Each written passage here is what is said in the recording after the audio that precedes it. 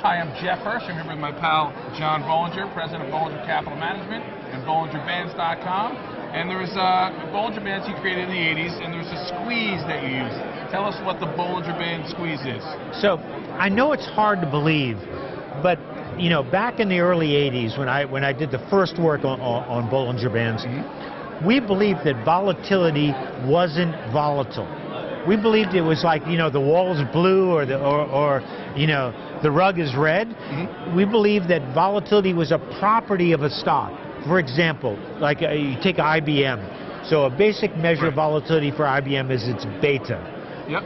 So we'd say that's beta is how it relates to the S&P 500. Right. How volatile it is in relation to, the bigger the number, the more volatile it is. The lesser the number, the less volatile it is.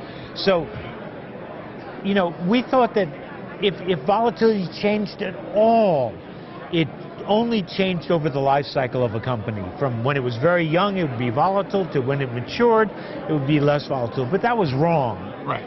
Right? We all the time volatility. Very hard for people to admit that they were wrong. Yeah, but that's what we believed at the time.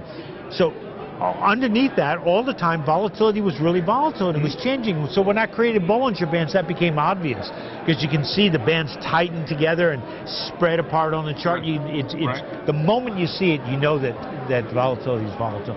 So a squeeze is when volatility comes together. Right. The bands come together, volatility gets very low. With the broad market where volatility was very low. That's correct. And so out of that, you get very strong moves. We say that a squeeze is a place where a trend is born. Kind of like an inflection point in parabola or other moving averages. Yeah, exactly. The opposite of that is when the bands are really wide after a big move. We call that a bulge. A bulge. And that marks the end of a trend. So a squeeze is where trends are born, and a bulge is where trends go to die. I like it. So what happens at the squeeze? What's the move that somebody makes when the squeeze changes, or when do you know when to make a move? So the thing we like to do is we like to look at a squeeze, and we like to look at other technical indicators like volume indicators and such like that, or seasonality. Sure. That works really well as well. MACD at all you layer on that? MACD can work because then you would look for the turn up.